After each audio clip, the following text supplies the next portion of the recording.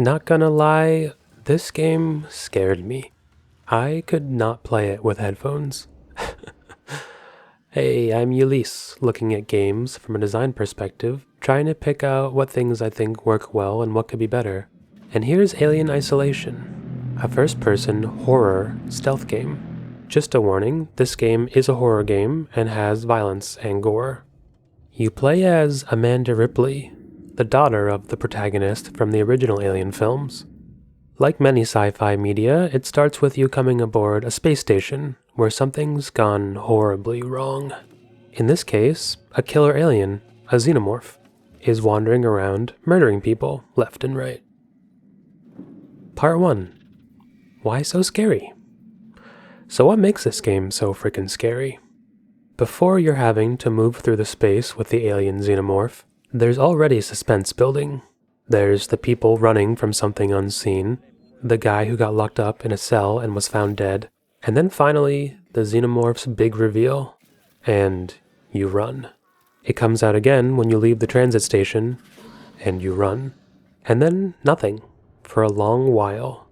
But you're left wondering when it's going to pop out next. And when it does, it confirms all your fears, and you start crawling everywhere, because you're not sure what makes it come out yet. And this unpredictability looms over most of the rest of the game. I'll highlight 2 examples of how they create horror in the game.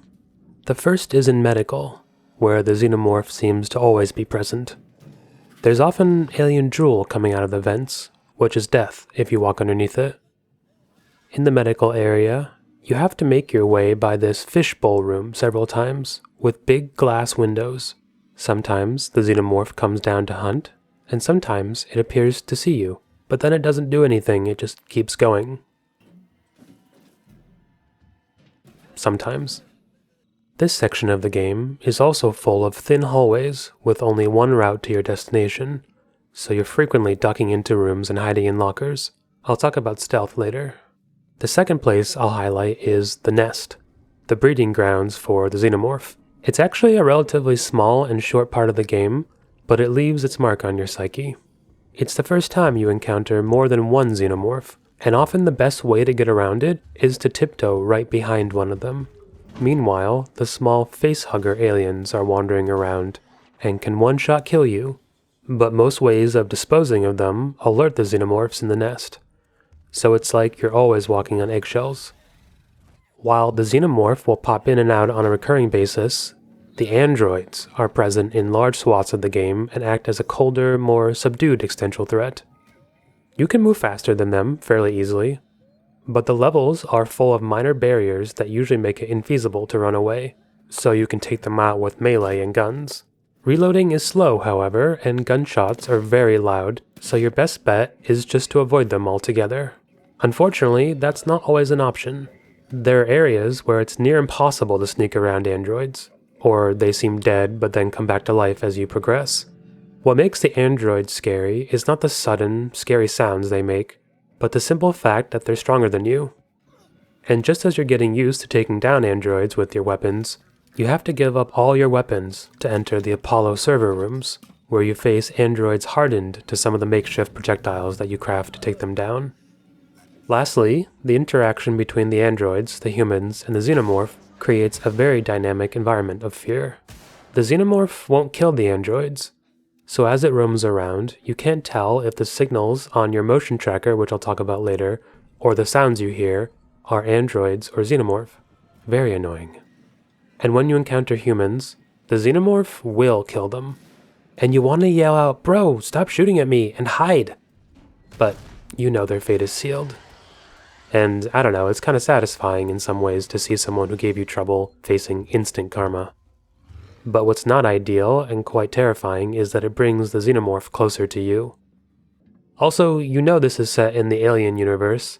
You're a strong, female protagonist on a spaceship with a xenomorph and can put 2 and 2 together. Everyone you meet is gonna die, and you're gonna face off with the xenomorph in the end. That's the rule of this franchise. Knowing this also makes unclimactically launching the xenomorph that's been tracking you from the beginning of the game off into space bittersweet, because you know this is not how the game's gonna end. Part 2. Moving is hiding. Stillness is death. Alien Isolation is a horror game, but it's not like Doom, nor Dead Space, nor Resident Evil. And it's a stealth game, but it's not like Metal Gear Solid, nor Hitman, nor Splinter Cell. You can't just pull out a shotgun or stun grenade to fix your problems. You're nearly defenseless. There's a pattern the game forces you into. Going into these big rooms with monitors and evil androids patrolling, you activate something on a machine in the middle, an alarm blares out, and the xenomorph shows up, and you have to scramble to find cover in a room full of tables at knee height. Very stressful, I thought. But mid-game, you start to learn a playstyle somewhere between running around carelessly and whimpering under a desk. You have to take risks. Lots of them. And you should expect to die from time to time. After you accept that, you can stop worrying about it and just get used to moving around between cover. Because, save for hiding under a desk, all the furniture you can hide behind leaves you exposed from several angles. You just have to make sure the xenomorph can't see you. Saving the game, funny enough, leaves you very exposed. I kind of appreciate that they let you save instead of making you wait until there's no enemies around. In the beginning, you think maybe the vents are safe, but they take quite a long time to slip into, and the xenomorph can reach in and grab you if it's pursuing you and you're close to the exit.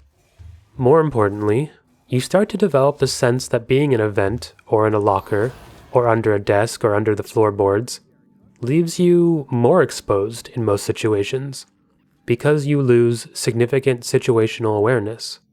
The scariest parts of the game, for me, were not wandering around in the exposed hallways, but deciding when was the best time to come out of hiding.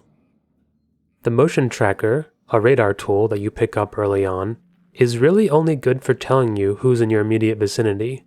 It's not like the mini-map overlay you'll see in games like Metal Gear Solid. Plus, the noise it makes while you're looking at it can draw enemies to your location. You learn to use it sparingly, relying mostly on the subtle variations it makes when something new pops up nearby. You really have to keep moving. The logs and videos you find on computers fill in details on the game's story, but the game doesn't pause as you peruse them, so even picking up the game lore has to be quick. Actually, none of the many machine and computer interfaces you interact with, which I'll talk about more later, pause the game. That being said, it seems like for a lot of the machine interactions that progress the story, enemies conveniently keep to themselves. Afterwards, I'd think, really? Nobody noticed me using that computer for 15 seconds? But that's the thing. Despite the save points being a little sparse, it doesn't feel like you have to worry too much. It's like the game's trying to tell you, stop hiding in lockers and taking out the motion tracker. Just go to your next destination, dummy. The game's kind of a Metroidvania in that you can open previously locked doors using new tools you pick up. But not really. It feels extremely linear, and that's great. I don't want to do tons of wandering around and backtracking when I'm hiding from a murderous killing machine. Strangely enough, you can enter flow in this game once you start acting less strategically and become more reactive and improvisational. You're a feather on the wind, sweeping in to tap a button on the computer terminal during a gap in Android patrols, and then you're gone. It's not an accident that you can't crouch while using the terminal.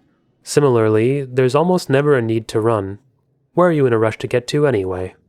Don't look at the tracker. Peek around corners. Nobody seems to be able to spot you. This is the only first-person game that I actually peek around corners in.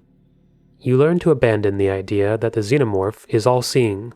It's fairly common that it'll glance towards you and see nothing. Or you'll open a door right in front of it and it won't see you immediately. Maybe it'll take a walk over to investigate, but by then, you'll be gone. It's like they don't really want you to lose just to feel afraid, but capable. Feel that dread and move through it. Once you get the flamethrower, you have a real weapon that can damage the xenomorph, but it's just a deterrent. It's a lifeline, like if you can get a well-placed shot on the xenomorph in the nick of time, you can exchange some of your health to stay alive. Or sometimes you exchange all of your health, but who's counting? Part 3. Mechanical Immersion. You acquire a couple tools and upgrades to open the door, the maintenance jack and the ion torch. Using them requires pushing buttons in a specific sequence, or in the case of the ion torch, tracing out the shape of the panel. There are a lot of interactions like this.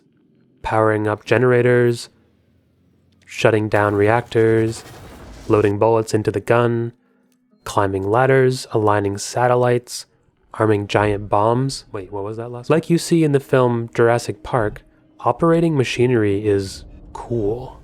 It's immersive.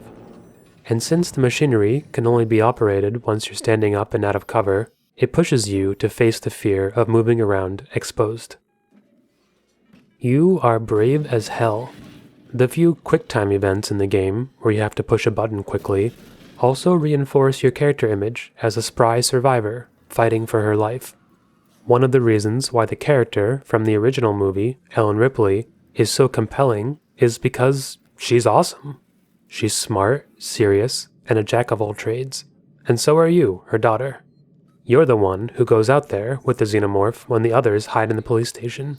You're the one that makes the space station hum and come alive while everything's falling apart around you. Ripley, what the hell is going on over there? Bad things, Torrance. Alright, that's all I got. I'm happy to hear your thoughts as well on the game design in Alien Isolation. A what?